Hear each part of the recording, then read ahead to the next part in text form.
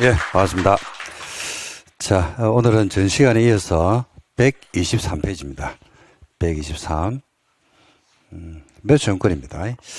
자, 여기에 대해서 한번 정리를 해볼 건데, 오늘은 뭐 국토계획법, 여러분들이 5주차 진행되고 있는데, 좀 마쳐야 될 것 같아요. 그죠? 한번 정리를 쭉 하고 보도록 하겠습니다. 먼저, 하기 전에 이제 국토계획법 전체 흐름을 한 번 더 볼게요. 한 번 더 이제 보고 가도록 합시다. 제일 중요한 건 항상 전체 흐름이 어떻게 되는지, 우리 어디를 하는지를 좀 보고 가는 게 제일 중요하겠죠. 그죠? 자, 우리가 이제 배우고자 하는 법이, 배우고 있는 법이, 법률 명칭이 이제 공법 6개 법률 중에서 국토를 어떻게 하던가요? 계획을 세웠죠. 그죠? 계획만 세워서는 돼요, 안 돼요? 안 되고, 뭐 한다? 이용. 그러니까 테마가 두 개입니다. 계획 규제 한 개, 이용 규제 한 개. 그래서 계획 및 이용에 관해서 다루고 있는 법률입니다. 그래서 이 법률은 무엇을 다루고 있는 법이냐면 계획과 이용을 다루고 있는 법이에요. 계획과 이용. 형법은 형에 대해서 다루는 법이고요. 민법은요, 글자 그대로 한자가 민이죠. 그죠? 그러니까 사인 간의 관계에 대해서 다루고 있는 법이고. 그죠? 그러니까 법률 명칭이 행정법은 행정에 대해서 다루고 있는 법이고, 상법은 상사관계에 대해서 다루고 있는 법이겠죠. 그러니까 법률 명칭이 그 내용이 뭔지를 갖다가 대부분 다 표현을 하게 돼 있거든요. 그래서 요 법은 두 개예요, 두 개. 계획과 이용입니다. 근데 대상을 뭐를 대상으로 잡았죠? 국토죠. 국토. 대한민국 국토 전체를 대상으로 잡았습니다. 이게 이제 의미를 가지는 게 왜 의미를 가지냐면 옛날에 2002년 이전에 우리나라에 무슨 법이 있었냐면 도시계획법이라는 법이 있어요. 도시계획법. 그러니까 글자가 뭐냐면 법률 명칭이 도시계획법. 그러니까 뭐만 계획을 세웠겠습니까? 도시만 계획을 세웠어요. 그리고 도시계획법이 있을 때는 비도시에 대한 계획을 세웠을까요? 안 세웠을까요? 안 세웠죠. 그래서 국토의 균형 발전이 도시하고 비도시 사이에 균형 발전이 깨졌다. 이런 이야기의 비판을 받았습니다. 그래서 그에 대한 반성으로 국토계획 및 위하는 법률은요. 도시뿐만 아니라 비도시를 포함하는 도시뿐만 아니라 비도시를 포함하는 국토 전체에 대해서 뭐를 세우자? 계획을 세우자. 옛날에는 뭐만 계획을 세웠다고 했어요? 도시만 계획을 세웠거든요. 그래서 지금은 우리가 도시뿐만 아니라 비도시 세우자. 그래서 옛날에는 도시 기본계획이었어요. 근데 이게 이제 바뀌었죠. 도시군 기본계획으로. 옛날에는 도시관리계획이었거든요. 지금은 도시군 관리계획으로. 정확한 명칭들이 이렇게 이제 바뀌는 이유들이 법률 명칭이 바뀌면서 이제 바뀌었다는 것도 여러분들이 알아두시면 법률 전체를 이해하는 데는 도움이 될 겁니다. 그래서 국토 공간에 대해서 먼저 뭐하고 계획을 세우자. 생각해보면 선이 생각되죠. 그죠?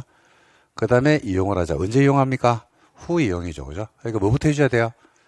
계획부터 세워줘야 되겠죠. 그래서 이제 제일 먼저 나오는 계획이 여러분들 우리가 배웠죠. 그죠? 무슨 계획을 배웠습니까? 같이 합시다. 그쵸? 광역도시계획을 배웠죠. 광역도시계획을. 광역도시계획에서 광역이라는 개념은 어디에서 두 개 이상의 특광시 군에서의 장기발전 방향을 제시하는 계획입니다. 그 다음에 무슨 계획을 배웠어요? 도시군 계획을 배웠죠. 도시계획, 도시군 계획. 옛날에는 도시계획이었는데 지금 명칭이 도시군 계획으로 바뀌었습니다. 이 군이란 말이 들어온 이유는 어디를 넣어놨다? 국토 전체 비도시를 넣어놨기 때문에 군이란 말이 들어요. 도시군 계획인데 도시군 계획은 어디에서 발전 방향입니까? 해당 관할 지역의 발전 방향이죠. 그래서 광역도시계획과 도시군 계획의 차이가 있다 그러면 야는 몇 개? 두 개 이상, 야는 몇 개? 한 개. 관할이라면 한 개죠. 그죠? 의 발전 방향입니다. 그래서 광역은 둘 이상의 시 또는 군에서의 장기적인 발전 방향을 제시합니다. 장기적인 발전, 모멘텀, 이런 것들을 제시하는 게 광역도시계획으로 보시면 돼요. 자, 도시군 계획은 관할의 발전 방향인데 그 발전 방향의 모습이 어떠냐에 따라서 두 개로 나뉘잖아요. 그죠? 그게 추상적 발전 방향이면 야를 뭐라 부르고 도시군 기본 계획을 부릅니다. 그래서 도시군 기본 계획의 법적 개념은 도시군 계획의 일종이니까 어디에서 발전 방향이다. 관할 지역 안에서의 장기적인 발전 방향을 제시한다. 이렇게 보시면 되겠습니다. 그래서 광역과 기본 계획의 차이와 공통점이 확연하게 지금 보이죠. 그죠? 광역과 기본의 차이점이 있다 그러면 양자는 광역은 두 개 이상의 시군이고 도시군 기본 계획은 관할 한 개죠. 그 다음에 차이점도 공통점이 있죠. 그죠? 공통점이 있다는 것은 둘 다 뭘 제시한다? 방향만을 제시합니다. 방향만. 방향만을 제시하다 보니까 내용이 추상적일까요? 구체화되어 있을까요? 그렇죠. 추상적 내용을 가져갑니다. 추상적인 내용이 있다 보니까 이렇게 한다는 이야기가 해보자는 이야기예요. 여러분들이 가지고 있는 부동산의 권리 의무에 어떤 영향을 미치는 것은 아니다. 침해된 권리가 없죠. 그래서 나중에 권리 구제를 해달라고 쟁송을 제기할 수가 있다 없다? 없다. 이런 논리 구조가 그대로 이제 빠져나오는 겁니다. 근데 방향만 가지고 현실적 발전을 이룰 수는 없죠. 그죠? 기본 계획에서 뭘 주냐면 지침을 내려줍니다. 그 지침을 받아가지고 추상화되어 있는 기본 계획을 현실 세계에 구체화 시켜주는 계획이 있습니다. 구체적 계획이 있죠. 그죠? 그 구체적 계획이 어디에서 만들어지냐면 해당 관할 지역 안에서 만들어지고 관할 지역 안에서 기본 계획으로부터 지침을 받아서 만드는 구체화된 계획을 명식을 뭐라 불러요? 도시군 관리 계획이다 이렇게 부릅니다. 그래서 도시군 계획은요. 도시군 계획은 관할의 발전 방향인데 그 발전 방향이 추상적이면 기본 계획, 구체화되어 있으면 관리 계획이다 이렇게 부르죠. 그래서 요까지를 우리가 배웠어요. 기본 계획이 이제 기본 계획을 먼저 배웠죠. 이게 이제 첫날 첫 시간 때 배운 겁니다. 기본 계획은 어떻게 만들어집니까? 수립과 승인. 그 다음에 첫날 뭘 배웠냐면 관할의 의미에 대해서 우리가 공부를 했거든요. 관할. 맨 아래에 뭐가 있고 시군구가 있고 그 위에 시도가 있고 그 위에 국장이 있더라. 그죠? 국가 조직이 있죠. 그죠? 그 다음에 관할의 의미를 가지고 여러 가지 대도시도 우리가 공부를 했고, 그 다음에 자치구나 자치시에 대해서도 설명을 드렸고, 행정체계에 대해서 여러분들에게 이제 설명을 드렸을 겁니다. 자, 그 다음에 이제 광역도시는 2개 이상의 시군이니까 2 이상의 시군이 어딘지 알 수가 없었죠. 그죠? 그래서 2 이상의 시군을 먼저 뭐하고, 지정하고 그 다음에 계획을 뭐 했다? 수립하고 승인했습니다. 관리계획은 구체적 계획이다 보니까 구체적 계획이 나와줘야 돼요. 그래서 구체적 계획이 뭔데? 라고 했을 때 어떤 절차를 거치냐면 어떤 절차를 거칩니까? 입안에서부터 결정 고시라는 절차를 거친다라고 해서 요거는 이제 여러분들하고 둘째 주에 이제 배웠습니다. 그리고 관리계획 안에 들어오는 내용들이 그 구체적 내용이 막연하게 구체적으로 들어오면 안 되고 그죠? 구체적 내용이 적시가 돼야 돼요. 그래서 구체적으로 만드는 관리계획 내용이 몇 가지가 있습니까? 총 8개가 있습니다. 8개. 자, 첫 번째 용도 지역이라고 있죠. 몇 개? 21개. 용도 지구가 있습니다. 전체 배웠죠. 를 마하거나 지정하거나 변경을 할 수 있습니다. 우리 관할 안에서 어떤 토지에 대해서 주거지역, 상업지역, 공업지역, 독지지역이라는 생활권으로 나누고 그 다음에 용도지역을 도와주는 용도지역이 금이라고 있어요. 경관지구, 고도지구, 방화지구, 방제지구 등과 같은 용도지구를 지정 변경을 하려고 그러면 네 마음대로 지정하면 돼? 안 돼? 안 되죠. 나름의 절차를 거쳐야 돼? 안 거쳐야 돼? 절차를 거쳐야 돼요. 그 절차가 어떻게 표현되냐면 계획을 만들어줘야 되고 그 계획의 절차가 바로 여러분들이 알고 있는 입안에서부터 결정 고시라는 절차를 거쳐야 됩니다. 즉 어디를 주거지역이라는 용도지역으로 또는 어디를 경관지구라는 용도지구로 지정을 하려고 그러면 제일 먼저 뭐 해야 되고 기초사하고 그 다음 뭐하고 의견 듣고 그 다음에 입안하고 그죠? 어디를 주거지역이나 상업지역 또는 경관지구나 고도지구로 지정하기 위한 안을 입세우고 그 다음에 협의 심의를 거쳐서 거기를 주거지역 상업지역으로 또는 경관지구로 뭐 한다? 결정한다, 지정을 한다 이렇게 이제 보시면 되겠죠. 자, 뿐만 아니라 개발 제한구역, 그 다음에 시가와 조정구역, 그 다음에 수산자원보호구역, 그 다음에 도시자연보호구역 줄여가지고 뭐라 부른다고 했어요? 용도 구역이라고 부른다고 했죠. 이런 용도 구역을 우리가 지정하거나 변경할 때도 네 마음대로 하면 돼요, 안 돼요? 안 되죠. 특광시행구수 마음대로 하는 게 아니고 절차를 거쳐야 돼요. 그 절차가 어떤 절차를 거쳐야 돼요? 관리계획 절차. 어떤 절차? 입안 결정 고시라는 절차를 거쳐야 됩니다. 그 다음에 이제 세 번째가 지금 배우고 있는 거죠. 그죠? 뭐 하는 겁니까? 기반시설입니다. 도로, 학교, 공항, 항만과 같은 기반시설을 때로는 뭐 하기도 하고 설치하고 설치만 하는 게 아니고 설치된 것을 뭐 하고 정비도 하고 이를 뭐 한다? 개량을 합니다. 그러기 위해서도 나름의 절차가 필요해 안 필요해요? 필요하고 그 절차가 계획이라는 절차를 거치는데 그 계획이 바로 뭐냐면 관리계획 절차, 입안결정 고시라는 절차를 거칩니다. 결론, 용도 지역이 지정 변경되는 절차나 기반시설이 설치 정비 개량되는 절차나 개발 제한구역이 지정 변경되는 절차나 계획이 같아요 안 같아요? 같죠. 그죠? 절차가 똑같다니까. 그 절차가 바로 뭐냐면 관리계획 절차, 입안 결정 고시라는 절차를 거칩니다. 그 다음에 이제 관리계획 네 번째가 여러분들이 아시는 신도시를 만드는 무슨 사업도 포함되고요. 개발 사업도. 그 다음에 재개발, 재건축하는 무슨 사업도 포함됩니까? 정비 사업도 포함이 되고 있죠. 그래서, 개발 사업과 정비 사업도 우리가 관리계획의 일 내용인데, 개발 사업은 어디에서 별도 규정을 하고 있냐면 도시개발법. 정비 사업은 어디에서 별도 규정을 하고 있어요? 정비법에서 별도 규정을 하고 있습니다. 그 다음에 이제 다섯째가 지구 단위 계획입니다. 지구 단위 계획 구역을 만다 지정을 하기도 하고, 그 지구 단위 계획 구역을 지정만 하는 게 아니고 계획을 만다 수립을 하는데, 그때도 나름의 절차가 필요하고 그 절차가 관리계획이라는 절차를 거쳐야 됩니다. 그 다음에 6, 7, 8이 이제 새로 들어왔죠. 2024년 3월 달에 관리계획의 내용 중에서 6번, 7번, 8번이 새로 들어왔습니다. 6번이 뭐야? 그렇지. 도시혁신구역. 자꾸 말씀하셔야 돼요. 머릿속에 뱅글뱅글 도는 거는 내 거 아닙니다. 그 다음에 7번째가 뭐야? 복합용도구역. 복합용도구역. 그 다음에 이제 막내가 뭐야? 9번째가, 8번째가 도시, 군, 계획, 시설, 입체 복합구역이다. 이렇게 이제 보시면 되겠죠. 입체 복합구역. 그래서 요런 8가지의 내용이 관리계획으로 포함되어 있고, 여러분들이 확인할 거는요, 여기에 있는 6, 7, 8은 관리계획의 일 내용인데, 관리계획의 일 내용은 맞는데, 뭐로 다시 재편성할 수 있다? 공간, 그죠? 공간 재구조화 계획이라는 계획으로 다시 재편성할 수가 있다, 없다? 있고, 공간 재구조화 계획이 만들어지면 관리계획이 만들어진 것으로 본다. 이렇게 되어 있고, 공간 재구조화 계획도 이 계획이거든요. 계획의 절차가 뭐하고 똑같더라? 관리계획 절차와 거의 95%가 동일했다. 라는 내용들도 우리가 다 확인을 했습니다. 자, 여기까지가 우리가 이제 배우려고 하는 내용이고, 지금 어디를 배웠냐면요. 광역도시계획 배웠어, 안 배웠어요? 배웠죠. 지정, 수립, 승인. 그 다음에 기본계획 배웠어, 안 배웠어요? 배웠죠. 수립과 승인. 관리계획 절차 배웠어, 안 배웠어요? 배웠죠. 자, 관리계획 절차를 배웠다는 것은 뭘 배웠냐면, 용도 지역을 배운 겁니까? 지정 변경의 절차를 배운 겁니까? 지정 변경의 절차죠. 그죠?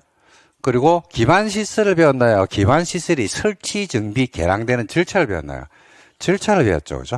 자, 그래서 절차적인 부분 관리계획으로 배웠고요. 그 다음에 이제 배웠던 게 뭘 배웠냐면, 용도지역 21개를 배웠어요. 용도지역 21개. 자, 생각 떠올려봐야 되지. 복습하는 거예요.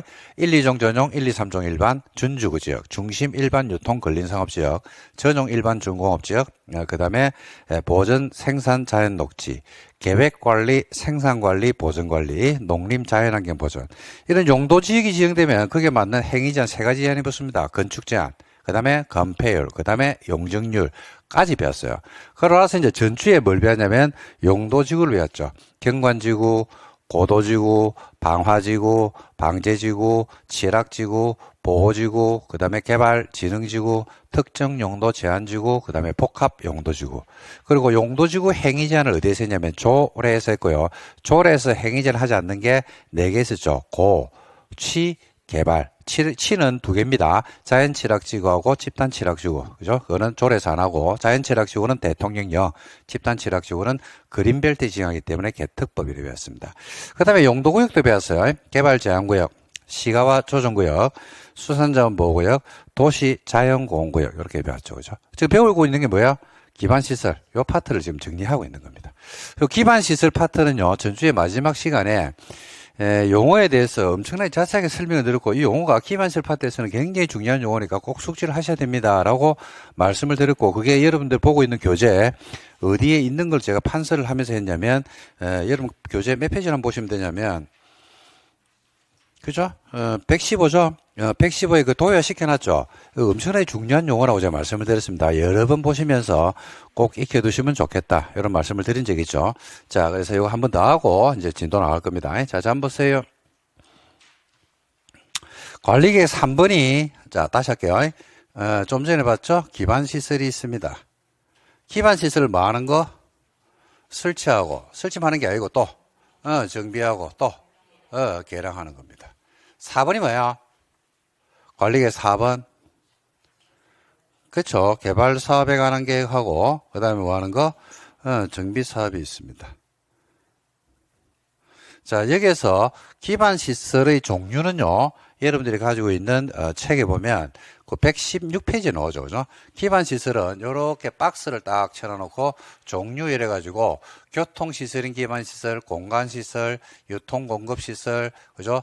그 다음에 보건위생, 환경기초, 방제시설, 이렇게 박스를 쫙 쳐놨다고 수십 개가 나오죠. 이 수십 가지의 기반 시설을 설치, 정비, 개량하려고 그러면 네 마음대로 하면 돼, 안 돼? 안 되죠. 어떤 절차를 거쳐야 돼? 관리계획의 절차를 거쳐야 되는 거 맞습니까? 예, 관리계획 절차, 즉 무슨 절차? 입안결정, 고시란 절차를 거쳐라. 그래서 기반 시설을 관리계획으로 결정을 합니다. 그러면 용어가 바뀐다고 했죠. 그죠? 어떤 용어로 바뀌어요? 도시, 그렇지. 도시, 군, 계획, 시설이란 말로 바꿔요. 그래서 도시군계획 시설의 정의가 여러분들 보고 있는 교재에 나옵니다. 자, 읽어볼게요. 도시군 계획 시설이라 하면 뭐 중에서 수십 가지의 기반 시설 중에서 뭐로 결정된 거? 관리계획 절차를 거쳐서 관리계획으로 뭐 된 거? 결정된 것을 도시군계획 시설이라고 한다라고 해서 116 맨 상단에 나오죠. 그죠? 116면 상단에 한번 다시 볼게요. 뭐라는 것은 도시, 군, 계획, 시설이라 하면 뭐 중에서, 그죠? 밑에 그 박스에 기반시설 있죠? 수십 가지의 기반시설 중에서 뭐로 결정된 거? 도시군 관리계획으로 결정된 거. 그죠? 다시 읽어볼게요. 한번 볼게요. 그림을 한번 볼게요.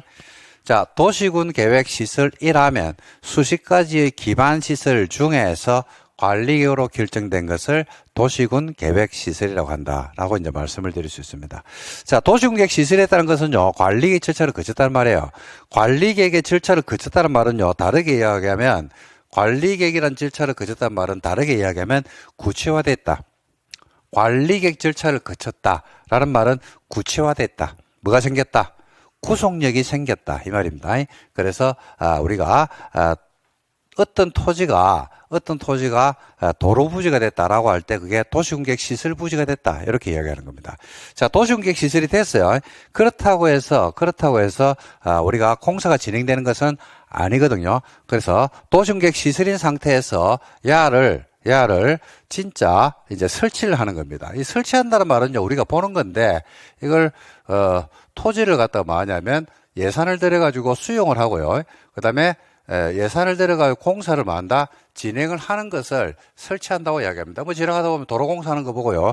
지하철 공사하는 거 볼 거고, 그 다음에 공원, 시청, 이런 공공시설에 대해서 공사하는 걸 보게 될 겁니다. 학교를 갖다가 신축하기도 하고 또는 증축하기도 하고 하는 것들을 우리가 매일 하루에 한 번은 보고 있거든요. 근데 그걸, 그러니까 뭘 한다고 이야기한다? 도시, 군, 계획, 시설, 뭘 한다고 이야기한다? 사업을 한다라고 이야기합니다. 자, 그래서 도시군계획 시설 사업이란 말은요, 자, 시험에 한번 나왔죠? 도시군계획 시설 사업이라 하면 기반시설을 설치, 정비, 개량하는 사업을 말한다. OX. X요. 도시군계획 시설 사업은요, 기반시설을 설치하는 사업이 아니고 관리계획으로 결정된 뭐를 도시군계획 시설을 설치하는 사업이 시설 사업입니다. 그죠? 그래서 그 용어 정의를 꼭 깔끔하게 정리하셔야 돼요. 근데 이게 이제 시설이 설치가 되면 되는데, 도시군계획 시설이 설치가 안 되고, 이게 때로는 무단으로 방치가 돼가지고, 여러분의 토지가 도로 부지가 돼 있거든요. 그런데 토지를 수용 안 해주고 계속 방치를 하는 겁니다. 그럼 나는 세금 내야 돼, 안 내야 돼? 세금 내야 되죠. 근데 토지를 내 마음대로 내 재산권인데 의무는 다 아는데 내 권리, 내 재산권임에도 불구하고 토지를 마음대로 활용할 수가 있다, 없다? 없다. 그리고 권리 침해가 올 수가 있나요, 없나요? 있죠. 국가는 국민의 권리를 침해하면 돼, 안 돼? 안 돼요. 침해하면 안 돼. 근데 예외적으로 침해가 이루어졌다라면 바로 뭐 해준다? 권리 구제를 해줘야 되거든요. 근데 옛날에 이와 관련된 권리 구제가 있었다, 없었다? 없었다. 그래서 1999년에 이런 형태의 토지를 가지고 있는 사람들이 자기 토지가 도로 부지가 됐는데 토지 수용을 안 해주고 계속 방치를 하더라. 그래서 그런 토지를 가진 사람이 헌법재판소에다가 헌법 소원을 제기했습니다. 내 권리가 기본권이 침해되고 있다. 재산권이 침해되고 있다라고 해서 헌법 소원을 제기했는데 헌재에서 헌법 불합치 결정, 위헌 결정을 했어요. 그래가 만들어져 있는 제도가 지금 권리구제로서 매수 청구하는 제도가 만들어져 있습니다. 작년에 출제됐습니다. 이거는. 작년에 예상 문제였거든요. 그래서 작년에 예상 문제인데 그대로 해서 출제해 버렸습니다. 그래서 매춘권이 빠져나옵니다. 여기서 여러분들이 뭐를 체크하셔야 되냐면요. 도시군 계획 시설인 상태에서 도시군 계획 시설이 됐죠. 그죠? 도시군 계획 시설인 상태에서 야를 설치하게 되면 뭐로 빠져나가고 사업으로 빠져나갑니다. 시설 사업으로. 근데 설치를 못 하죠. 그러면 권리 침해로 뭐가 빠져나간다? 매수권이 빠져나가는 겁니다. 지금 노란색 박스가 여러분들하고 봐야 될 정심이에요. 야는 전주에 정리했거든요. 도시군객실의 일반론하고 공동구. 기억나시죠? 그 다음에 광역시설에 대해서 정리했단 말입니다. 그래서 오늘은 요 매수권하고 시설사업 요 두 가지에 대해서 정리를 할 겁니다. 그리고 또 아실 거는요, 관리계획의 3번이 도로를 설치하는 시설사업입니다. 반면에 신도시를 만드는 게 무슨 사업이에요? 신도시를 만드는 게 무슨 사업이야? 개발사업. 재개발, 재건축하는 게 무슨 사업이야? 정비사업이죠. 이 세 가지 사업을 합쳐가지고 뭐라 불러요? 이 세 개를 합쳐가지고 컨닝 좀 해라. 115에 있다. 이거 전주에 다 했잖아. 이걸 합쳐가지고 뭐라고 하냐면 도시, 군, 무슨 사업이다? 계획사업이다. 무슨 사업이라고요? 도시군 계획사업. 무슨 사업이라고? 도시군 계획사업. 자, 여기서 이야기할게. 뭔 이야기를 하고 싶으냐면 개발사업은요. 어디에 별도 규정을 두고 있냐면 도시개발법. 국계법 배우고 나면 다음 주에 배울 겁니다. 그거 끝나고 나면 뭐 배울까요? 정비법, 재개발, 재건축을 배웁니다. 고로 도로 만드는 시설 사업이나 신도시 만드는 개발 사업이나 재개발 재건축을 하는 정비 사업은 유사한 사업입니까? 완전히 다른 사업입니까? 유사한 사업이에요. 무슨 사업이다? 도시군 계획 사업으로. 지금 도시군 계획 사업이라고 묶어놨잖아, 지금. 그죠? 그 절차가 똑같다니까요. 그래서 시설 사업을 잘 잡아놓으면 도시개발법과 정비법 총 12문제가 나올 건데 이거를 목줄을 지을 수 있어요. 근데 시설 사업에서 흔들려 버리면 이제 개발법과 정비법 가면 그죠? 왕창 다 무너져 버립니다. 그래서 공법은 제가 국계법의 중요성에 대해서 자꾸 말씀드린 이유가 논리 구조를 가져갑니다. 그 논리 구조가 깨져버리면 안 돼요. 뭐하고 똑같냐면요. 수학을 배우는데 덧셈, 곱셈, 구구단을 못 외운 애가 미분적분을 공부하는 거하고 똑같아요. 구구단도 못 외우면서 방정식을 1차 방정식, 2차 방정식을 공부하고 있는 거하고 똑같아. 공부는 할 수가 있겠지. 근데 해봐야 봐봐. 구구단을 못 외우는데 자 2차 방정식, 1차 방정식을 공부하고 있습니다. 나눗셈을 못 해. 근데 1차 방정식을 배우고 있는 거예요. 학원에서. 그 뭔 말이에요? 배우는 거요? 앉아있는 거요? 앉아있는 것. 뭔 말인지 아시겠습니까? 그러니까 논리 구조를 가지고 들어가는 겁니다. 법이다 보니까 법은 굉장히 논리적으로 되어 있거든요. 그 논리 구조가 이렇게 만들어졌기 때문에 그 구조를 여러분들이 알고 가셔야 돼요. 그래서 이걸 제가 적어드린 이유는 이 구조를 여러분들이 자꾸 보면서 익혀두시라는 이야기입니다. 이게 작년에 이제 제 수업을 들은 분들은 아시다시피 이 파트에 와서 제가 굉장히 강조를 많이 합니다. 굉장히 강조를 유달리 제가 많이 하거든요. 그 이유는 이 용어들이 헷갈리는 순간에 헷갈리죠. 도시군 계획사업, 도시군계획 시설사업, 도시군계획 시설, 기반시설 이런 등등으로 용어들이 많이 헷갈리거든요. 그 용어가 헷갈리면 뭐가 헷갈리기 시작합니까? 내용이 헷갈리겠지. 용어가 헷갈리면 내용이 헷갈린다니까요. 내용이 헷갈리면 뭘 못해요? 득점을 못하겠지. 득점을 못하면 공부한 거야 안 한 거야? 안 한 거지 뭐. 우리가 지금 뭐 하려고 공부하는 겁니까? 공부하는 목적이 뭐예요? 시험 점수, 시험에서 출제가 되면 문제 맞추려고. 못 맞추면, 문제를 틀렸어. 그럼 공부한 거야, 안 한 거야? 안 한 거야. 찍어서 맞추면, 한 거. 찍어서 맞추면 안 한 거. 뭔 말 하는지 여러분들이 지금 제대로 하셔야 된다. 그러니까 시험에, 내가 뭘 하는지를 잘 봐야 돼요. 목적을 보셔야 된다, 목적. 내가 차관에 앉아가지고 공부하는 목적, 인터넷 강의를 듣는 목적이 득점을 하기 위해서다 그러면 득점을 하기 위해서 그 전 단계에서 뭘 알아야 되는지를 아셔야 됩니다. 그래서, 요 용어의 흐름은 어마무시하게 중요하거든요. 근데 이걸 아무리 강조해도 수험생들이, 그죠? 그렇게 중요하게 생각을 안 하는 경우들이 많습니다. 그래서 여기서, 여러분들이 에너지를 좀 쏟으시기 바랍니다. 영어의 첫 단추가 어디예요? 영어를 공부합니다. 첫 단추. 알파벳이죠, 알파벳. 한글의 첫 단추는 기역, 니은, 디귿, 리을을 알아야 됩니다. 기역, 니은, 디귿, 리을. 초등학교 6학년이 됐는데도 한글을 못 읽는 사람들이 있어요. 애들이 있어요. 초등학교 6학년, 중3이 됐는데도 불구하고 보이라는 단어를 못 읽는 애들이 있어요. 실제로 보면. 그죠? 그래서 공법을 공부함에 있어가지고 내지는 나머지 법을 공부함에 있어서는 용어를 꼭 이해를 하셔야 됩니다. 용어가 제일 중요합니다. 여러분들이 공부만 그런 게 아니고요. 다른 것도 마찬가지입니다. 법은 해석하기거든요. 해석을 하려고 그러면 그 개념을 모르면 해석이 안 되고 해석이 안 되는 순간에 내용 파악은 안 되게 돼 있고 내용 파악이 안 되면 시험에서는 득점을 못 합니다. 이게 하반기에 가면 굉장히 극명하게 동일한 수업을 들었음에도 불구하고 극명하게 차이가 드러나거든요. 그래서 여러분들이 지금 첫 단추 우리가 이제 기본 이론 강의부터 차근차근 공부를 할 건데 시험에 뭐 나오는데 이런 걸 궁금해하기보다는 처음 하시는 분들은 이런 용어들을 자꾸 자연스럽게 익히면서 자꾸 반복해서 가는 게 가장 빠른 길이다라는 사실을 꼭 제가 말씀드리고 싶습니다. 자, 여기에서는 우리가 뭐를 정리를 했냐면요. 세 가지를 정리했죠. 도시공계시설의 일반론 해가지고 설치 및 관리. 도시공계시설을 설치할 때는요, 관리 계획 절차를 거쳐야 된다. 예외적으로 생략할 수 있다. 기준은 국토교통부 령으로 정한다. 보상은 따로 법률로 정한다. 그 다음에 관리할 때 국가 가면 중앙관세의 장이 관리한다. 지자체 가면 조례로 관리에 관한 사항을 정한다. 그래서 끝났어요. 그 다음에 뭘 배웠냐면요. 광역시설을 배웠습니다. 광역시설은 기반시설 중에서 2개 이상의 시 또는 군에 걸쳐 있든지 2개 이상의 시 또는 군이 이용을 하기 때문에 광역시설도 뭐 일종이냐면 기반시설 일종이더라. 그래서 도시공계시설의 일반론을 따라가는 게 원칙인데 2 이상의 시군에 걸쳐 있다 보니까 예외적으로 협약을 체결하거나 협의를 구성해서 설치관리할 수도 있고 협약체는 협의 구성이 안 되는 경우가 있죠. 관할이 동일하면 도지사가 할 수도 있더라.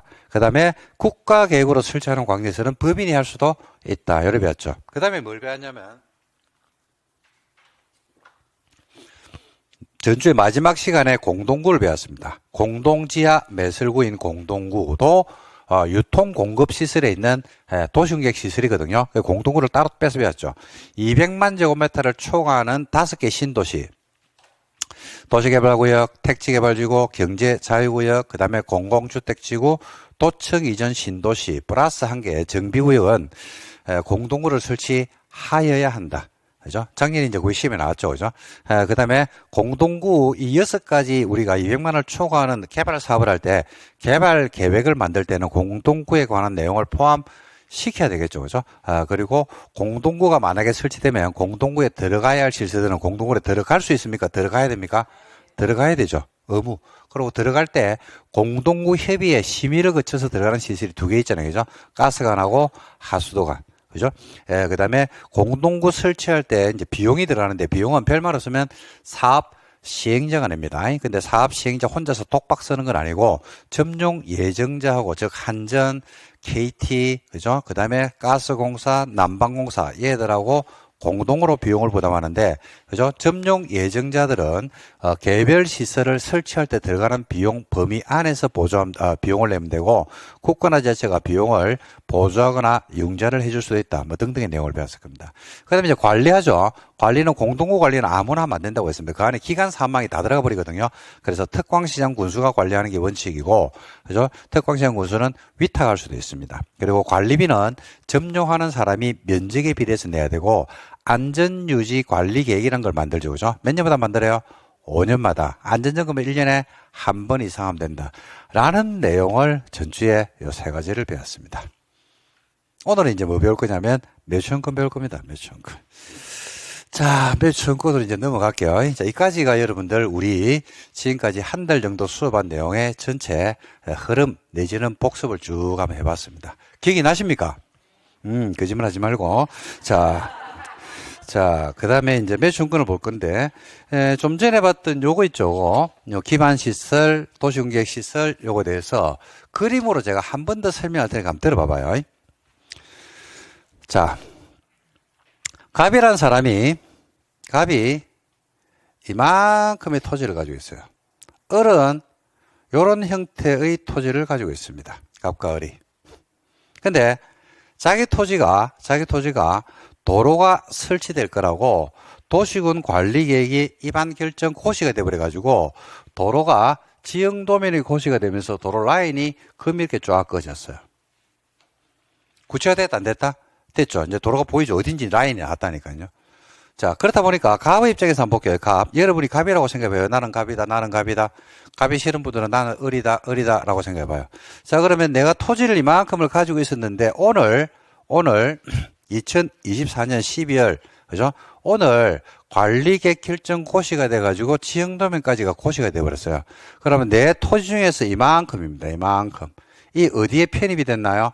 도로부지에 편입돼 버렸죠. 관리계획 결정 고시가 됐다고 했거든요.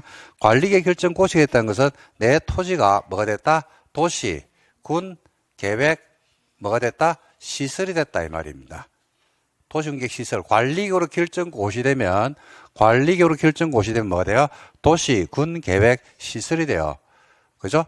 그러고 을의 입장에서는 자기 토지의 어떤 부분이 도시군객 시설이 돼버리냐면 요만큼이 시설 부지가 돼버려요. 그래서 갑과 을이 뭐라고 이야기하냐면요. 친구한테 내 토지가 도시군객 시설 부지가 됐다. 다른 말로 하면 도로 부지가 됐다라고 이야기하는 거예요. 내 토지가 공원 부지가 됐다. 내 토지가 학교 부지가 됐다라고 이제 이야기를 하는 겁니다. 즉, 뭐가 생겼다는 이야기예요? 구속력이 생긴 거예요. 갑 입장에서 지금 빚금지 부분만큼을 내가 건물을 지으려고 나대이 상태인데 건축가 신청합니다. 허가 나옵니까? 안 나옵니까? 안 나옵니다. 토지를 활용할 수가 없는 거예요. 그래서 구속력을 받는다 이 말입니다. 자, 시설이 됐죠? 도시군객 시설이 된 거야. 도시군객 시설이 된 상태에서 이걸 진짜로 뭘 한다? 이제 컨닝해야 돼. 자꾸 용어를 봐야 돼. 이게 진짜로 뭐 된다? 설치가 돼요. 그러니까 갑과 을은 내 토지가 도로부지가 됐으니까 어디에 대한 기대를 가지냐면 토지가 수용될 거라고 하는 기대를 가지는 거예요. 맞습니까? 그래서 갑과 을이 토지를 가지고 있는데 이 토지가 드디어 수용을 하는 겁니다. 즉 사업을 하는 겁니다. 사업을 한다는 것은요. 토지를 예산을 투입해 가지고 토지가 수용이 되고 공사가 드디어 진행이 되는 ING가 되는 거예요. 그러면 뭘 한다라고 이야기합니까? 뭘 한다고 이야기해? 도시. 자꾸 이야기해야 돼. 뱉어야 돼. 뱉어야 된다고. 그래야지 뱉으면서 실수를 하면요. 기가 깜짝 놀란다니까. 그래가지고 자극이 돼가지고 10번 눈으로 보는 것보다도 한 번 뱉어서 실수하는 게 훨씬 더 기억이 잘 돼요. 네. 제가 여러분들 틀리는 거 알까 모를까? 모르지. 내가 어떻게 알아? 내가 이걸 보고 있나? 모른다. 그러니까 틀려도 된다니까요. 학원에 오는 장점을 잘 활용해라니까. 학원에 오는 장점. 학원에 오는 장점은요. 동영상으로 보는 분하고 다르잖아요. 동영상 보는 분들도 학원에 오는 것처럼 느끼려고 그러면 학원에 있는 것처럼 뱉으라 그러면 뱉으면 돼요. 근데 동영상을 듣는 분들은 이 통제하는 사람이 없잖아. 그러니까 안 뱉잖아. 뱉으면 빠르다니까요. 여러분들은 이 동영상 학원에 실 강의를 듣는데, 그죠? 동생보다 돈을 갖다 10배를 더 많이 내놔놓고 왜 그 활용을 안 하는지 난 모르겠네. 뭘 한다고 이야기합니까? 그렇지. 도시계획 뭘 한다? 시설 사업을 한다고 이야기합니다. 그러니까 사업을 하게 되면 이제 뭐가 이루어지냐면요. 여러분 아시다시피 토지 수용이 이루어집니다. 즉 보상이 된다 이 말입니다. 근데 이걸 갖다 사업을 하면 되는데 사업을 해야 해. 안 하고 이걸 방치를 한다고 방치. 근데 일정 기간의 방치는 올 수밖에 없죠. 왜냐하면 오늘 관리계획으로 결정 고시했다고 해서 내일 이걸 토지 수용해 주지는 않습니다. 예산 편성이 되려고 그러면 일정 기간이 이제 따라줘야 돼요. 그죠? 그래서 이제 방치를 하는데 이게 1년, 2년, 3년, 4년, 5년, 6년. 이게 기간이 자꾸 길어지는 거야. 근데 봐. 소유권은 등기부상 소유권은 내한테 돼 있을 거 아니야. 세금을 면제해 줍니까? 세금 내야 됩니까? 세금 내야 돼요. 세금만 내는 게 아니에요. 그죠? 내 재산이 많으면요. 세금만 내는 게 요즘은 준조세예요. 준조세. 국민연금. 재산이 많으면 국민연금도 많이 내야 되고 의료보험도 많이 내야 돼요. 아이가? 맞죠? 맞죠? 재산권이잖아. 활용할 수는 없잖아. 아직 활용할 수 없잖아. 근데 준조세. 그러니까 조세 플러스 준조세. 세금도 두 번 내야 돼요. 재산세. 땅이 넓으면 종부세. 그 다음에 연금. 그 다음에 사대보험. 사대보험은 이제 직장인 분들이고, 의료보험. 그 다음에 친구들 만나면 친구들이 술도 사래요. 니 부자애가 술 사래. 술 먹고 도망갑힙니다. 네가 사래. 이러면서 신발 빨리 신고 나갑힙니다. 아니, 재산이 많으니까. 맞나, 아이가? 맞죠? 맞죠? 열받아, 안 받아? 열받죠? 아니, 토지를 이게 재산권인데 재산권 활용을 못 한다, 이 말입니다. 이게 실제 사건, 실제입니다. 이런 토지를 가지고 있는 분들한테 이거 매매하려고 내놨어요. 이거 팔려, 안 팔려? 이거 누가 산단 말이에요, 이걸? 안 팔립니다, 이거. 그죠? 그러니까 재산권입니까? 원수입니까? 원수죠, 이게 원수. 근데 빨리 이제 사업에 들어가서 수용을 해주면 되거든요. 근데 이게 방치가 되는 겁니다. 근데 이 방치되는 기간이 장기간 방치되는 순간에 문제가 발생하죠. 장기간 방치가 됐다는 것은, 장기간 뭐가 온다? 권리 침해가 온다, 이 말과 같아요. 국가는 국민의 권리를 침해하면 돼, 안 돼? 안 돼요. 근데 국가는 국민의 권리를 침해하면 안 되는데 아주 예외적으로 침해할 수 있는 사유가 헌법에 두 가지 사유가 딱 나와요. 그걸 제외하면 절대로 국가는 국민의 권리를 침해하면 안 돼요. 그죠? 국가의 안전보장 또는 공공복리를 위해서 국민의 권리를 침해할 수 있어요. 두 개. 헌법에 딱 못을 박아놨어. 헌법에서 뭣도 못 빼고 못을 딱 박아놨다니까. 국가의 안전보장 또는 공공복리를 위한 목적 외의 목적으로 국민의 권리를 침해하면 안 돼. 만약에 침해했잖아. 그럼 국민들이 저항권을 행사해요. 저항권을. 그죠? 그래서 권리 침해가 지금 오고 있단 말입니다. 그래서 일정 기간 동안 이걸 방치하는 것은요, 공공복리 목적으로 괜찮아요. 근데 이 기간이 너무 길어지는 거야. 그래서 옛날에 이런 토지를 가지고 있는 사람들이 보상을 안 해주니까 아주 옛날입니다. 8, 90년대에 우리나라에 헌법재판소라는 게 있거든요. 지금은 국민들이 다 압니다. 헌재가 얼마나 큰 역할을 하고 있다는 걸 알고 있고, 지금 시대가 지금 또 헌재가 각광받는 그런 시대로 또 바뀌어버렸죠. 그죠? 역사의 아이러니인데, 자, 정치 이야기를 하나 하겠습니다. 하여튼, 점점점. 자, 근데 헌법재판소가 권한을 행사하는 게 뭐냐면요. 법률이 헌법에 위반된지를 판단해요. 그 다음에 법률이 국민의 기본권을 침해하는지를 판단해요. 그걸 헌법소원이라고 불러요. 헌법소원. 그 다음에 탄핵재판을 합니다. 그리고 국가기관 간에 권한쟁의가 있거든요. 이거 내 거다 막 싸우는 경우가 있어. 그러면 그걸 조정해줘야 되거든. 그래서 권한쟁의 심판권이라 가지고 그걸 헌법재판소가 가지고 있습니다. 헌재가 이제 그런 권한을 가지고 있거든요. 가지고 있는데 이 권리 침해가 오니까 국민들이 내 재산권, 기본권에 대한 침해가 있는데 법률이 거기에 대해서 권리 구제를 안 해주더라. 이거 헌법 위반 아이가. 왜냐하면 헌법 23조에는요. 헌법 23조는 국민의 재산권 행사의 자유는 보장이 된다. 이게 재산권이거든. 그죠? 근데 재산권 행사는 공공복리에 적합하게 행사해야 된다. 즉 공공복리 목적으로 규제를 할 수 있어요. 근데 재산권을 수용하거나 사용하거나 제한할 때는 헌법 23조 사항으로 제가 기억하는데, 헌법 23조 사항에 국민의 재산권을 수용하거나 사용하거나 제한할 때는 그에 따른 보상을 하되 정당한 보상을 해줘라 라고 하고 있습니다. 지금 수용한 단계는 아니고 토지를 내 마음대로 못 쓰게 제한하고 있거든요.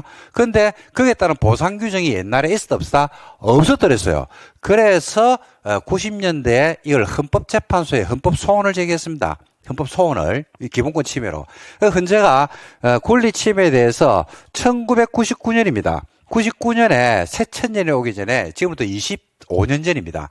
헌재가 헌법 불합치 결정, 위헌 결정을 내려버립니다. 그래서 뭐라고 이 판시를 하냐면요. 10년간 무단 방치된 지목이 대인 토지에 대해서 보상 규정을 헌법 주문 그대로입니다. 제가 원문 그대로 쓰는 겁니다. 보상 규정을 두고 있지 않는 것은 헌법에 합치하지 않는다라고 하는 헌법 불합치 결정. 여러분들이 헌법 불합치가 뭔지는 몰라야 됩니다. 헌법 시간이 아니기 때문에 그냥 위헌이라고 생각하면 됩니다. 이렇게 해서 헌재가 내린 결정 판결 원문입니다. 원문. 판결 주문 그대로입니다. 그래서 헌법 불합치 결정을 내버립니다. 99년에. 자, 그래가지고 99년에 난리가 났습니다. 왜 난리가 나냐면 이제 판결이 이 시험에 왜 잘하냐면요. 이 99년 이전하고 이후로 대한민국을 다르게 보거든요. 어떻게 보냐면요. 99년 이전의 대한민국은 국가가 국민의 재산권을 침해할 때 그게 헌법에 위반되는지 여부를 판단했다 안 했다? 안 했습니다. 그냥 바로 눌리pis습니다. 종이 확 이렇게 눌렸습니다. 아니, 그런 시대 상황이 있는 거야. 그걸 생각해야 돼요. 우리가 민주화가 된 게 87년도입니다. 87년도. 87년도. 그죠? 헌법 개정을 통해서 대통령 직선제로 개정이 되면서 지금 헌법이 87년도 헌법이에요. 87년도. 그 헌법이 개정이 되면서 직선제로 바뀌고, 그죠? 직선제가 되면서 헌법재판소라는 게 활동이, 헌재라는 거 아시죠? 헌법재판소. 헌법재판소가 언제부터 있었는지 아십니까? 우리나라에? 헌재가 언제부터 있었을까요? 객관식으로 해볼까? 30년, 40년, 50년, 60년. 헌재가 우리나라에 헌법재판소라는 게 있은 게 30년, 40년, 50년, 60년 중에서 30년 손 한번 들어보세요. 40년, 50년, 60년, 60년이 60년. 건국 헌법부터 있었어요. 1948년 8월 15일 날 대한민국 정부가 수립이 되거든요. 임시정부에 있다가 1919년 임시정부로 있다가 1945년에 해방이 되고 미 군정 아래에 있다가 48년에 대한민국 정부가 임시정부에서 정상정부로 수립이 되는 거예요. 그러면서 헌법이 만들어진다고. 그 전에 7월 17일 날, 그게 재헌절이야. 48년 7월 17일이 재헌절, 재헌절, 헌법을 처음으로 만들었다고. 그때 뭐가 있냐면 헌법재판소가 있었어. 근데 헌재가 활동을 했다 안 했다? 안 했다고. 안 한 거예요, 못 한 거예요? 못 한 거예요, 못 한 거. 그죠? 있었는데 못 했다고. 그래서 언제부터 헌재가 활동을 본격적으로 하냐면요. 1989년부터 본격적으로 활동하는 겁니다. 1989년. 89년이 뭔지를 생각을 해봐야 돼요. 그죠? 그래서 헌재가 그때부터 판결을 하면서 99년에 이걸 판결하는 이유는요. 89년부터 활동을 하면서 그때 헌법에 위반된 법률들을 정리를 하는데, 그죠? 뭐부터 정리를 하냐면요. 신체의 자유부터 정리를 해요. 신체의 자유. 옛날에는 불법 구금, 감금, 체포 했다 안 했다? 했죠. 야, 너는 변호사를 선임할 수 있고 뭐 하고 이런 권리를 인정해줘서 안 했어요. 안 해줬죠. 영장주의라는 게 있거든요. 영장 없이도 바로 집행하고 데리고 가고 했어요, 안 했어요?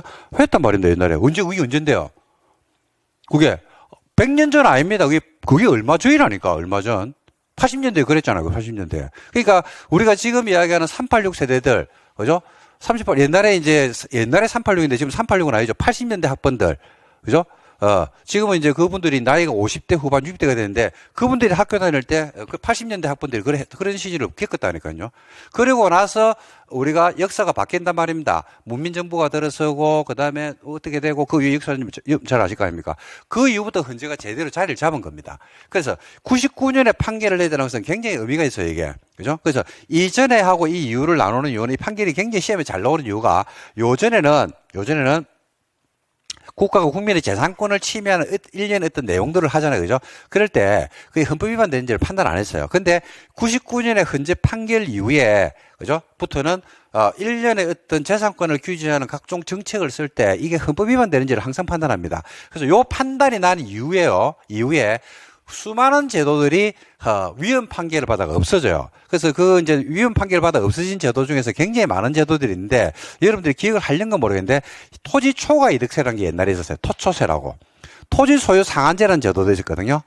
이런 것들. 그리고 여러분들이 지금 배우고 있는 토지거래 허가제 있죠. 이런 것들도 다 헌재에서 판단 다 받은 겁니다. 토지거래 허가제는요. 5명은 위헌, 1명은 4명은 합헌 이런 결정이 난 적이 있어요.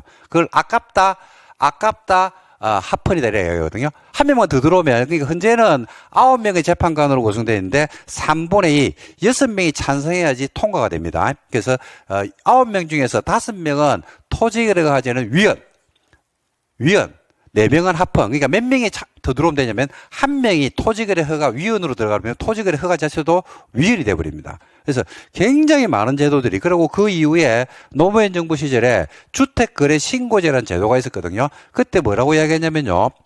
노통이 주택거래 신고제를 했는데도 불구하고 주택가격 안정화 안 되면 주택거래 허가제를 하겠다라고 해가지고 난리가 납니다. 그때 헌법학자들이.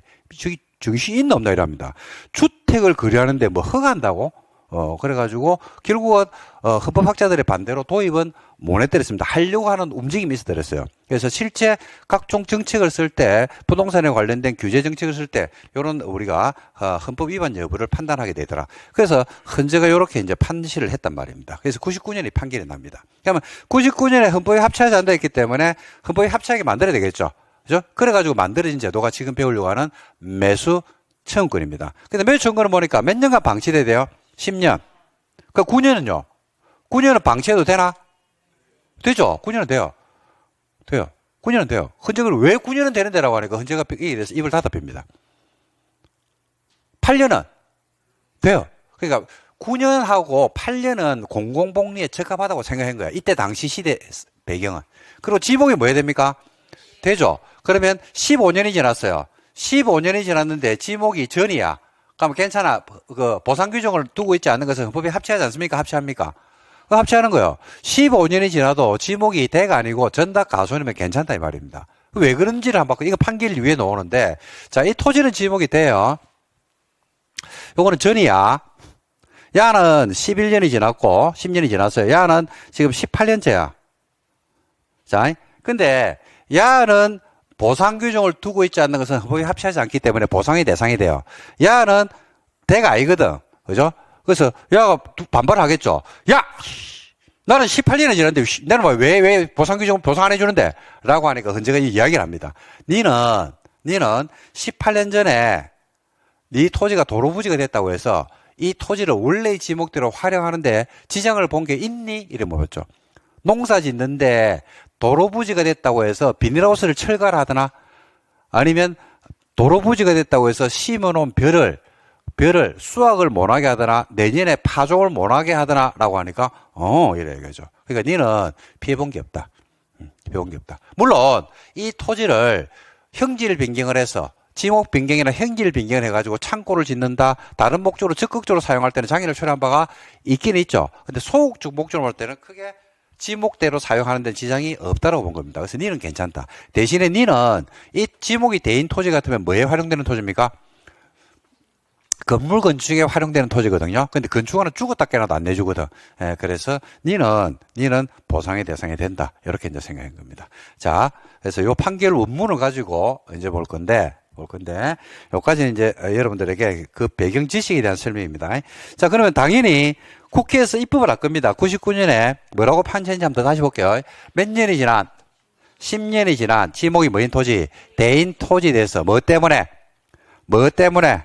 보상 규정을 두고 있지 않는 것이 헌법에 위반되죠. 그럼 뭘 두면? 보상 규정을 두면 되잖아. 보상 규정을 두면 15년이 지나도 돼, 안 돼? 돼요. 수용도 되는데 뭐. 보상만 해주면 돼요. 그럼 보상 규정을 둬야 돼, 안 둬야 돼? 둬야 되죠. 그 보상 규정은 누가 두는 거냐면 국회에서 하는 거예요. 사법부는 소극적 기관이거든요. 사법부는 청구가 들어와야 돼. 그러면 그 청구된 사건을 판단하는 것이지, 청구된 사건이 청구가 안 됐는데도 불구하고 적극적으로 나서가지고 이거 이상한 건데 라고 해서 이야기는 못 합니다. 그게 이제 상권 분립이라고 해서 입법, 사법, 행정이 나눠진 이유가 바로 그런 것들 때문이거든요. 그래서 사법부는 보상 규정을 두라라고 누구한테 이야기를 하냐면 입법부한테 이야기를 하는 거예요. 그래서 입법부가 국회에서 보상 규정을 만들었다, 안 만들었다? 만들었죠. 자, 보상 규정을 만들 때 몇 년이 지나야 될까요? 그래. 10년이 지나라고 했잖아. 그 10년이 경과된 지목이 뭐인 토지? 대인 토지. 누가 청구할까요? 소유자가 청구하는 겁니다. 10년이 지난 대인 토지를 가지고 있는 누가? 소유자가. 자, 여기서 10년이 지나야 되는데 지목이 뭐라고 했어요? 대인 토지 소유자죠. 그러면 토지 위에 정착물이 있으면 정착물도 청구할 수 있을까 없을까? 있겠죠. 정착물도 보상해달라고 할 수 있겠지. 그 토지 위에 건물이 있어. 그러면 토지만 보상해주려고 해. 건물도 보상해달라고 해야 돼요. 건물도 둘 다. 그죠? 그래서 대인 토지 소유자가 청구를 하는 겁니다. 누구한테 청구를 하냐면요. 이게 제일 중요하거든요. 원칙적으로 누구한테 청구를 하게 돼 있다? 터, 꽝, 시장, 군수에게 청구해야 돼요. 누구한테 청구한다고요? 특광, 시장, 군수입니다. 관할 지자체장한테 청구합니다. 누구한테 청구한다고? 특광시장군수. 누가 청구한다고요? 특광시장군수에게 청구를 하는 게 원칙입니다. 원칙.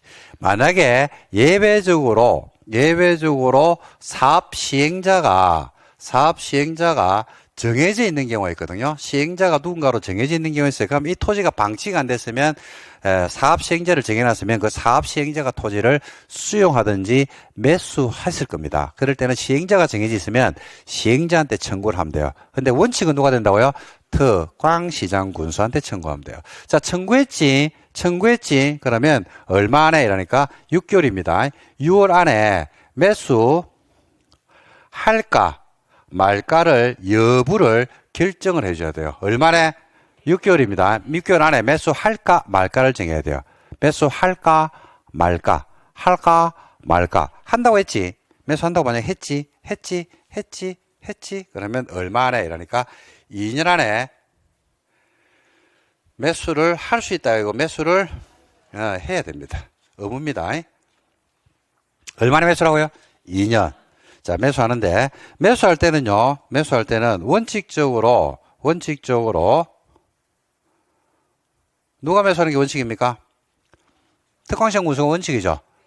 특광시장 군수가 원칙이잖아. 그리고 원칙적으로 뭐로 매수하게 되어 있냐면요. 현금 매수가 원칙입니다. 현금 매수. 자, 여기서 이제 문제가 발생하는 거예요. 현금 매수가 이제 법은 이렇게 만들었는데 누가 매수하라고? 특광시장 군수가 현금으로 매수해야 돼요. 근데 이런 토지가 여러분들 상식적으로 생각할 때 10년간 무단 방치된 지목인 대인 토지가 우리 대한민국에 얼마나 있을까요? 많을까요? 작을까요?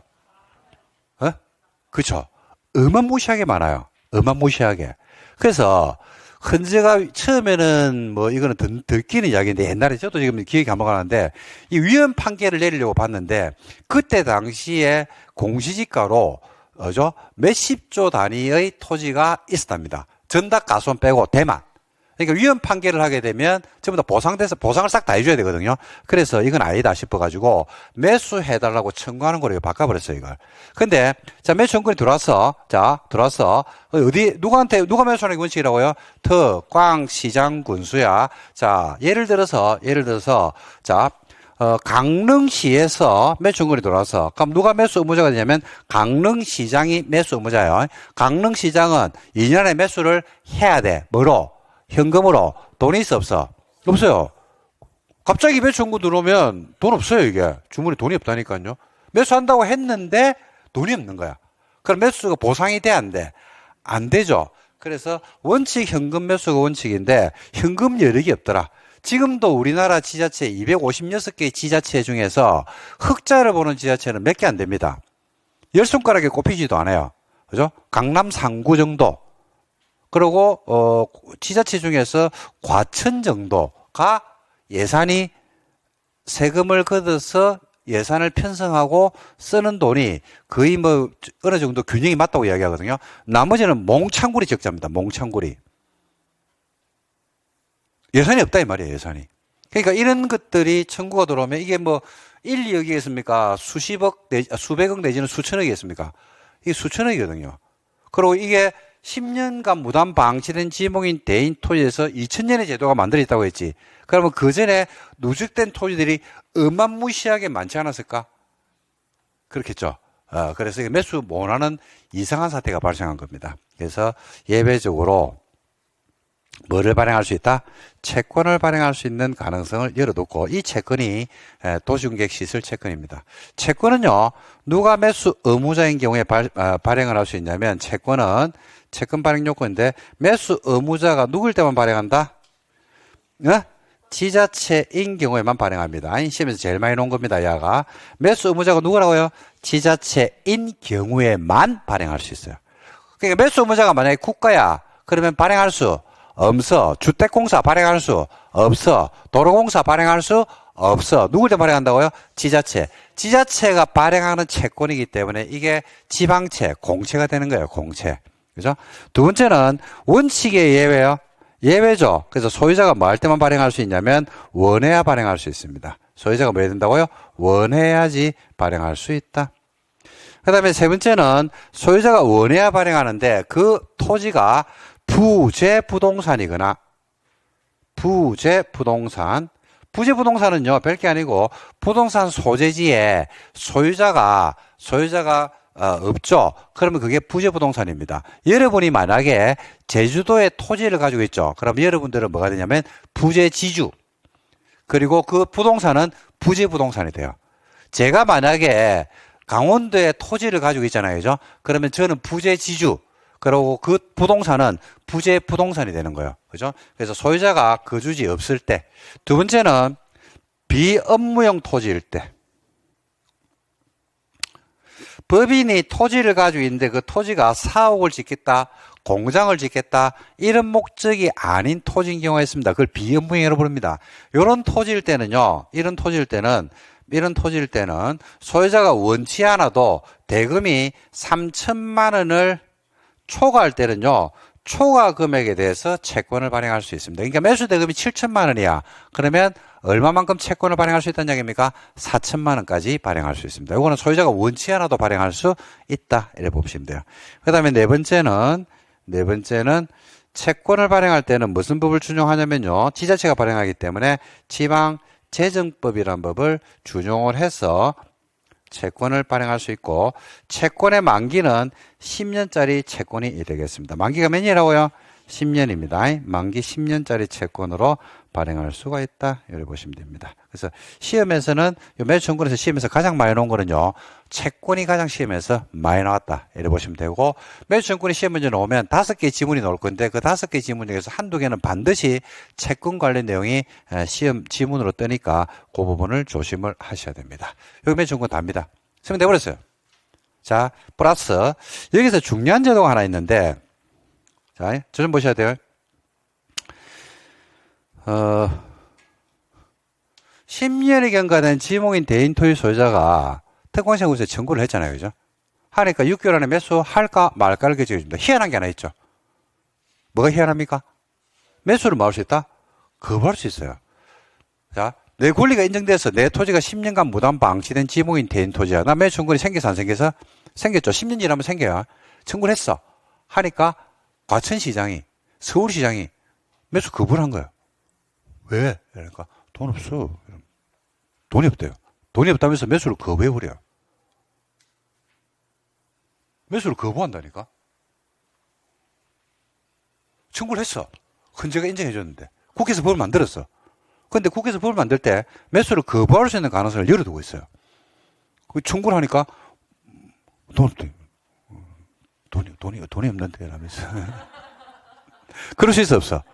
그 있죠. 그리고 매수를 해야 된다니까? 몇 년 안에? 매수를 해야 되는데, 이 아들이 매수를 뭐 하고 있더라? 매수를 지연하고 있어요. 2년 안에 매수해야 되는데, 2년이 됐어. 아, 매수해야 되거든? 하는 아이가, 오이씨, 야, 지갑 안 가자. 내려온다, 이랍니다. 내려갔거든? 하는 아이가, 금방 썼는데, 좀 빨리 오지. 이러면서. 그 다음날 가니까, 없어. 그러니까 매수가 뭐 되고 있다? 지연되고 있습니다. 자, 감정이입을 한번 해보자. 10년간 기다렸어. 세금으로 지금 어마무시하게 내고 있고, 술도 지금 다 사야 돼, 친구들 만나면. 열이 뻗칠 대로 뻗어 있어. 청구를 했어. 하니까 매수를 뭐 한다? 매수 한대 했어. 매수 한대 올해는. 2년 또 기다렸어. 이제 돈 오겠지라고 생각했거든. 그래가지고 지금까지 친구한테 빌린 거, 그 다음에 뭐 한 거, 빚이 이만큼 있거든요. 그래서 5번에 요 2년 다 돼가니까 이제 돈 나올 거야. 요거 오면 내가 해결해 줄게. 라고 이야기했다면 했는데 하는 이야기가 매수가 지연되고 있는 거예요. 여러분들 어떻게 가만히 있겠습니까? 확 불질 비겠습니까? 응? 불질 비겠죠. 그 불지르면 돼, 안 돼? 안 돼, 큰일 나. 그래서 요런 경우에 매수지 뭐 권리구제가 되고 있나요? 안 되고 있나요? 권리구제 안 되고 있죠. 뭐 때문에 만들었어? 이 뭐 때문에 만들었어? 권리 침해에 대한 구제 때문에 만드는 거예요. 그죠? 근데 권리구제가 매수가 거부되고 있다. 매수가 지연되고 있어요. 매수한다는 거 매수를 안 해줘. 그러니까 현금 보상이 안 이루어진단 말입니다. 그러면 권리구제가 되고 있어? 안 되고 있어? 안 되고 있죠. 안 되고 있죠. 자, 현금을 주든 채권을 주든 하여튼 돈이 나왔죠. 이거는 구제가 된 거야, 안 된 거야? 된 거죠.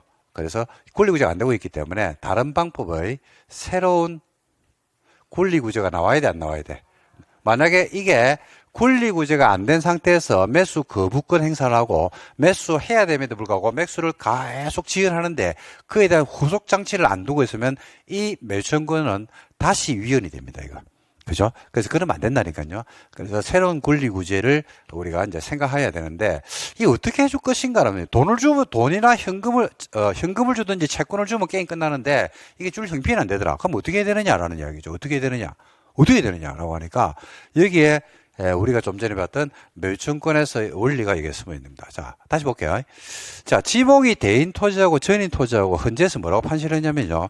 10년간 무단 방치된 지목이 뭐인 토지에서 보상 규정을 두고 있지 않는 것은 헌법에 합치하지 않는다. 라고 해서 보상 규정을 뒀거든요. 근데 전답 가수는 합헌했죠. 왜 합헌했어요? 대인 토지만 위헌 결정이 났잖아. 전답 가수는 합헌했잖아. 왜 합헌했어?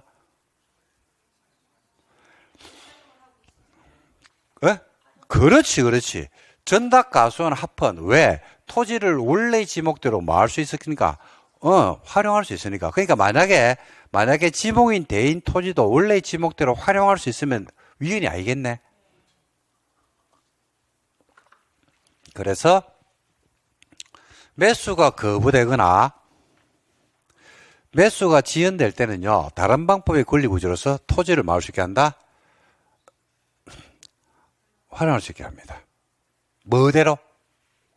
원래의 지목대로. 그래서 토지를 활용할 수 있게 하거든요. 그래서 이때는 매수가 거부되거나 매수가 지연되면요, 개발 행위 허가를 받았어. 이때 개발 행위 허가를 받아야 됩니다. 받기는 받아야 되는데 이때 개발 행위 허가 신청을 하거든요. 그럼 허가를 뭐 하지 못하냐면 거부 못 합니다. 허가를 내줘야 돼요, 이거는. 그래서 토지를 활용할 수 있는데 어떻게 활용하는 데라 하니까 첫 번째 3층 이하짜리 단독주택을 지을 수 있어요. 두 번째 3층 이하짜리 일종 건생을 지을 수 있습니다. 세 번째는 3층 이하짜리 제2종 근린생활시설도 지을 수 있어요. 그 다음에 공작물을 설치할 수 있다. 그래서 이 네 가지 방법으로 토지를 마을 수 있다. 활용할 수 있습니다. 그래서 활용 가능성을 열어두고 있다. 이렇게 보시면 되겠습니다. 자, 그래서 매수 청구권을 생각하면요, 매수 청구권이기 때문에 수험생들은요, 뭐만 생각하냐면요, 뭘 해주는 것만, 현금 보상 내지는 채권 보상을 해주는 것만 생각하고 있거든요. 근데 그게 아니에요. 매수 청구는 권리구제인데 두 개를 생각해야 돼. 뭘 주든지, 돈을 주든지, 현금 내지는 채권을 주든지, 또 하나는요, 토지를 활용할 수 있게 한다. 포인트는 옛날에 시험 문제의 포인트는 여기 있었어요. 근데 지금의 시험 문제 포인트는 어디 있다? 여기 있습니다. 왜냐면 보상을 더 많이 해줬을까? 이 제도가 지금 2000년에 시행됐거든요. 그러니까 24년 지난 제도입니다. 지금도 쓰이고 있다, 안 쓰이고 있다? 지금도 쓰이고 있어요. 그럼 지금까지 24년 동안 이런 토지 소유자들이 청구를 했을 거 아니야? 그러면 방법이 두 가지 아니야? 뭐 하는 거 한 개? 돈 주는 거 한 개? 또 뭐 하는 거 한 개? 활용하는 거 한 개? 뭐가 많을까? 그래. 지자체가 이거 주려고 예산을 미리 책정하고, 그죠? 따로 예산을 책정해서 따로 떼놓고 수천억을 떼놓지는 않거든. 그러니까 뭐가 제일 간단해? 써라, 그냥. 이게 제일 편하잖아. 내 돈 들어가는 것도 아니고. 이게 많다니까요. 그러니까 시험도 초점을 어디 맞추냐면, 처음에는 이걸 맞췄어요. 근데 최근이라서 2010년 이후입니다. 그 이유는 시험 문제를 토지 활용 쪽에다가 초점을 맞추고 있습니다. 그걸 현실 제도를 그대로 반영한 거다라고 보시면 되겠습니다. 끝! 설명됐어요. 매수청구권은 헌재 판례까지 역사적 배경까지 제가 완벽하게 설명했다고 자부합니다. 그래서 이 정도 여러분들이 매수청구권에서 알고 있으면 됩니다. 내용은 몰라도 된다. 어차피 앞으로 10번을 반복해서 시험장 갈 거다. 그러니까 내용은 6개월이니 2년이니 그죠? 이런 것들 시험에 나오긴 나오겠죠. 중요하다 안 중요하다? 한 개도 안 중요하다. 이건 나중에 외우면 된다. 그러니까 하다 보면 외워진다. 근데 이 제도의 베이스에 어떤 것들이 깔려있고 어떤 헌법 정신이 깔려있고 왜 이 제도가 만들어진지 그 이유를 아는 게 더 중요하다 이 말입니다. 그러면 나머지는 금방 합니다. 금방. 자, 요 정도 여러분들에게 설명을 드리도록 하겠습니다. 자, 좀 쉴까요? 좀 쉬었다 보도록 할게요.